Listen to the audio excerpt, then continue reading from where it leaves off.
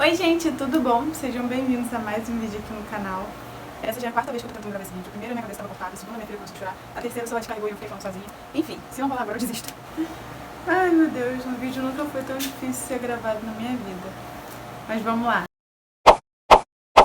Bom gente, eu vim falar sobre o meu relato das crises dos 3 meses e contar um pouquinho sobre as coisas que eu andei pesquisando também. Eu acho importante falar sobre esse assunto porque quando eu passei por essa fase eu não sabia que existia. Eu achava que era um salto de desenvolvimento, depois eu comecei a achar várias coisas, enfim. Então eu acho que é bom eu contar o que aconteceu comigo porque pode servir de ajuda para você que está passando ou que vai passar por isso também. E lembrando que eu não sou nenhuma pediatra nem especialista nesse assunto, tá? Tudo que eu vou falar realmente foi o que aconteceu comigo ou as coisas que eu pesquisei. Bom, gente, eu não sei se vocês já ouviram falar sobre o termo esterogestação, que é a fase de gestação fora do útero do bebê. Existem pesquisas que falam que o bebê ele deveria ser gestado durante 12 meses, mas é inviável para o corpo humano manter um bebê durante tanto tempo, e principalmente na hora do possível do nascimento da criança. Um bebê de 3 meses, a minha pesava 7 quilos, impossível um bebê de 7 quilos sair do canal vaginal de uma mulher, mesmo que seja uma cesariana, teria que fazer um corte muito grande, então seria inviável manter o bebê tanto tempo assim. Deus, com a sua grande sabedoria, fez com que a gente ficasse grávida, gestante, apenas por 9 meses. Então, nessa fase, o bebê não entende que ele e a mãe são pessoas diferentes, para ele é uma pessoa só. Ele não consegue enxergar muito bem, ele não enxerga cores, a distância que ele enxerga é mínima, tem que ser bem de pertinho, hoje, se eu não me engano, são 30 centímetros no primeiro mês. Ele só enxerga o preto e branco, por isso que esse contraste de preto e branco é muito interessante para eles nesse início. Bom, o mundinho deles é muito limitado, eles são muito dependentes nesse momento. A espécie humana é a espécie que nasce mais dependente da mãe. As outras espécies, animais, nascem todos andando, o bebê não, tem todo um processo, toda uma evolução para poder chegar lá. Então, essa fase dos 3 meses é o período que o bebê desperta para o mundo. Ele descobre que a mãe tem uma vida fora ele, isso para ele é muito difícil, entender que ele não faz parte dela, que ele precisa dela, mas que ela também precisa fazer outras coisas. Ele começa a enxergar melhor, a ver as cores, identificar os objetos. Filha, descobre as mãozinhas, ele começa a se tocar, a tocar as pessoas, colocar a mãozinha na boca. Isso também é muito importante. Eu vi várias pessoas tentando tirar a mãozinha. Eu mesma já fui uma dessas, só que eu tiro porque ela assim faz ânsia de vômito. Ela começa a chupar muito, daqui a pouco quando eu vou ver, ela tá com a mão quase na goela e começa a fazer ânsia de vômito. Aí quando eu vejo que ela tá muito empolgada com a mãozinha, eu tento tirar, mas eu sei que isso é errado. É importante essa fase do bebê chupar a mãozinha para depois, na fase de introdução alimentar, ele não ter tanta ânsia de vômito, se acostumar com outros tipos de textura, o amadurecimento mesmo do bebê, isso é importante. E aí, com todas essas novas descobertas, esse mundo novo para eles, é estressante. Em todo salto de desenvolvimento, quando o bebê descobre uma coisa, acaba afetando outra parte da vida dele. Quando não é o sono, é o comportamento. No caso da crise dos 3 meses, afeta em tudo, em completamente tudo da vida do bebê. Pelo menos comigo foi assim. Aí lembrando, não quer dizer que eu tenha passado por isso que você vai passar também, tá? Muitas mamães nem conseguem identificar o salto de desenvolvimento porque o bebê não manifesta muitas mudanças, não afeta muito. Saúde, filha! Não afeta muito no dia a dia do bebê, então pode ser que no seu caso também não seja tão intenso assim esse salto, essa crise dos 3 meses. E muita gente também confunde os 3 meses com o salto do 4º mês. Diz que a crise, na verdade, é a crise do 4º mês, porque para algumas pessoas acontece no final do 4º mês, no final do 3º mês para o 4º mês. No meu caso não, foi bem no iniciozinho do 3º mês. No primeiro dia, na verdade, no dia que ela fez 3 meses, eu comecei a perceber o comportamento dela mudando, ficando mais estressadinha. A gente tem uma menina aqui com soluço, mas ela não quer mamar. Ela acabou de mamar agora, então não vai querer mamar para passar o soluço. Então vamos ter que esperar, né? E aí eu comecei a reparar que o comportamento dela mudou no dia que ela fez 3 meses. Algumas amigas minhas estavam aqui no dia e ela estava super estressada.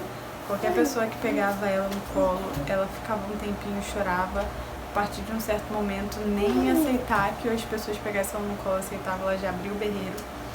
E teve um momento até que ela dormiu no meu colo. Quando ela acordou, que ela olhou pro lado, que viu que os meninos ainda estavam aqui, ela regalou o olhão, tipo, o que vocês ainda estão fazendo na minha casa? Tipo isso. Então, filha. E aí, a partir dessa semana, no decorrer da semana, eu percebi que ela foi ficando cada vez mais estressada. Esse período durou mais ou menos uma semana e meia. Então, o que eu percebi que aconteceu? Muito estresse para mamar. Eu colocava ela no peito, ela mamava um pouquinho, de repente soltava, começava a chorar e não queria voltar. E quando pegava, porque às vezes nem conseguia fazer ela ir pro peito, ela já chorava desesperada antes mesmo de chegar a pegar o peito. E aí eu comecei a achar que eu estava comendo alguma coisa que estava fazendo mal a ela. Porque quando ela tinha mais ou menos uns 10, 15 dias, eu percebi que ela estava com muito desconforto, com um pouquinho de cólica. Então eu cortei muita coisa da minha alimentação, incluindo feijão. Teve uma época até que eu comi ele batido no liquidificador e coado, era terrível. Temperado só no alho e sal. Só que depois eu acabei cortando também desse jeito. Comecei a comer nada de feijão. E aí eu não comia mais nada de feijão. Só que a partir do final do 2º mês eu comecei a sentir falta, comecei a me sentir mais fraca. E aí eu voltei a comer e logo depois entrou a crise dos 3 meses. Então eu comecei a associar uma coisa com a outra e achar que era a minha alimentação. Só que depois eu descobri, comecei a pesquisar mais e descobri que era essa fase, a crise dos 3 meses. Até porque não era só com o peito que ela brigava, ela chorava por tudo. Então não era cólica, não era um desconforto que ela estava sentindo. E aí era uma coisa dela mesmo, ela não estava bem, não estava legal, estava estressada demais. Então eu me tranquilizei em relação a isso. Tem muita gente que nessa fase acha que o leite está secando. Só que eu não cheguei a pensar isso porque eu apertava o meu peito, eu via o leite saindo. Então o leite eu sabia que eu tinha, mas muita gente acaba acrescentando a fórmula achando que o leite é pouco, não está sendo o suficiente. E aí sim acaba tendo uma demanda menor de leite e o leite acaba secando de verdade. Então muito cuidado nessa fase, gente. Se tranquiliza, o bebê tá ganhando peso, tá mamando mesmo com dificuldade, fica calma, vai passar, é uma fase. E às vezes pode ser até que o bebê acabe perdendo sim algumas graminhas, não é uma coisa muito considerável, tipo 500 gramas, 1 quilo, não chega a ser isso. A Ana Júlia não chegou a perder peso, pelo contrário, tá só ganhando, né, filha? Então eu não me preocupei em relação a isso. E aí eu tive que identificar alguns macetes para conseguir fazer ela mamar e dormir, porque ela também não queria dormir, brigava demais para dormir. Eu tinha que manter ela em pezinha no meu ombro, ficava ninando ela, cantando alguma musiquinha, colocava alguma música para ela escutar que eu sabia que tranquilizava ela. Filha. E aí aos poucos eu tentava deitar ela, só que muitas vezes ela abriu o berreiro só em deitar ela no meu braço, inclinar um pouquinho mais ela para deitar ela, já sabia que ou era para mamar ou era para dormir, então ela não queria. Ou então associava o peito com dormir, porque ela mamava, ficava mais relaxada e acabava dormindo, e ela não queria dormir de jeito nenhum. Então ela evitava mamar também para não dormir. E aí ficava nessa luta de não querer dormir, não querer mamar, não querer deitar. E aí eu ficava um tempinho lá ninando ela, com ela em pezinha, cantando, até ela relaxar e eu conseguir deitar mais ela e colocar no peito. E aí sim ela mamava, relaxava e dormia. E com isso eu acabei fazendo a associação do peito. Pra tudo ela quer o peito agora. pra dormir, pra relaxar, pra se alimentar, pra brincar, pra... brincar não, tô zoando. Mas tudo ela acabou associando o peito. Mas fazer o que, né, gente? Ou era isso ou eu enlouquecia. Realmente era um perrengue danado. Ela chorava desesperadamente porque ela estava cansada, ela estava exausta e mesmo assim ela não queria dormir, não conseguia dormir. Nem o carro conseguia fazer mais ela dormir, porque normalmente a gente colocava ela no bebê conforto, começava a andar com o carro, ela já dormia. Nesses 3 meses, não. Ela tá babando aqui, gente, fazendo se babando toda. Mas enfim, vamos lá, foca em mim, esquece o som.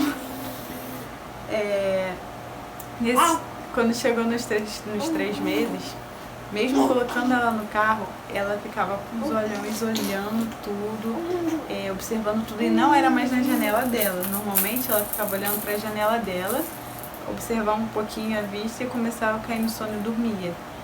Depois de 3 meses ela começou a olhar para minha janela, e quando não ficava olhando para mim a viagem inteira, mas não dormia. Ficava o tempo todo me vigiando para ver se eu não ia sair do lado dela, ou então às vezes intercalava entre olhar pra mim e olhar pra janela, olhava pra mim e olhava pra janela, mas não dormia. Era raro o momento que ela realmente se deixava por vencer e dormia no carro. Bom, gente, então eu acho que foi basicamente isso. A mudança no comportamento. Ela ficou muito mais estressada, ela chorava por tudo, só queria ficar no colo. E não ia no colo de qualquer um, só no meu colo, no colo do meu esposo. Não queria dormir, não queria mamar. Ficava estressada, né, filha? E sobre o sono noturno, desregulou completamente. A partir do 1º mês, eu acho que assim que ela fez 1 mês, começou a ficar mais reguladinho, ela começou a dormir 4 horas seguidas, acordava bem rápido para mamar e já voltava a dormir em 5, 10 minutos ou até menos. Às vezes eu nem precisava colocá-la no peito, eu só levantava ela já voltava a dormir. E quando chegou nos 3 meses, acabou. Ela acordava de 1 em 1 hora, não queria voltar a dormir, e quando chegava às 5 horas da manhã, ela despertava. Não tinha nada que eu pudesse fazer que fazia ela voltar a dormir. E era muito estressante, era muito desgastante. Durante o dia, ela só tirava cochilos no meu colo, então eu não conseguia nem tentar tirar um cochilo à tarde também, porque não rolava. Se eu deitasse com ela, ela despertava, ou então dormia no máximo 30 minutos e acordava. Foi bem tenso, gente. Mas passou. Então eu vim aqui pra te dizer, te acalmar, dizer que é uma fase que vai passar. Se você estiver passando por isso, calma, tá tudo bem, aguenta firme.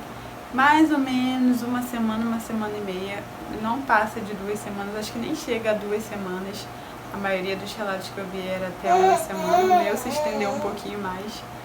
Mas tá tudo bem, sobrevivi, então você também vai sobreviver, fica firme. Então é isso, gente, eu acho que eu falei tudo que eu precisava, tudo que aconteceu. Se eu esqueci de alguma coisa na edição, eu vou deixar anotado por aqui na legenda.